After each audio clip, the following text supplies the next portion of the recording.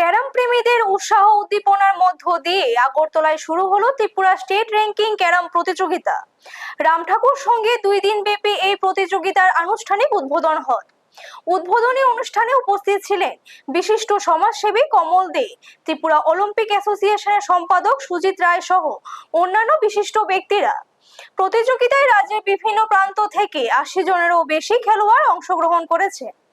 আজ ও আগামীকাল 2 দিন ধরে চলবে এই প্রতিযোগিতায় অংশ নেওয়া খেলোয়াড়দের মধ্যে নিজেদের সেরাটা তুলে ধরার পাশাপাশি রাজ্যে ক্যারাম খেলাকে আরো এগিয়ে নিয়ে যাওয়ার লক্ষ্য দেখা গেছে। আয়োজকদের আশা, এই টেস্ট র্যাঙ্কিং প্রতিযোগিতার মাধ্যমে রাজ্যের প্রতিভাবান ক্যারাম খেলোয়াড়রা নিজেদের দক্ষতা প্রমাণের সুযোগ পাবেন এবং আগামী দিনে রাজ্য ও জাতীয় স্তরে আরো ভালো ফলাফল করতে সক্ষম হবেন। ব্যুরো রিপোর্ট, নিউজ তৎকাল 24। আজ আমাদের রাজ্য ক্যারাম অ্যাসোসিয়েশনের পক্ষ থেকে প্রায়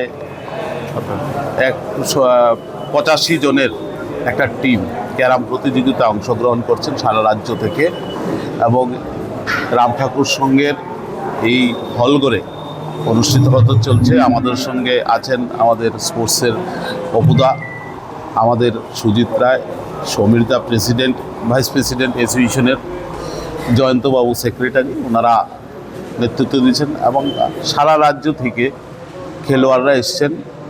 আমার সঙ্গে যখন কথা হচ্ছিল বলছে আগামীকাল প্রচুর লোকজন হবে, কিন্তু খুব আনন্দের বিষয় এই ধরনের খেলাধুলা ত্রিপুরা রাজ্যে আজকে 8 বছর ধরে চলছে।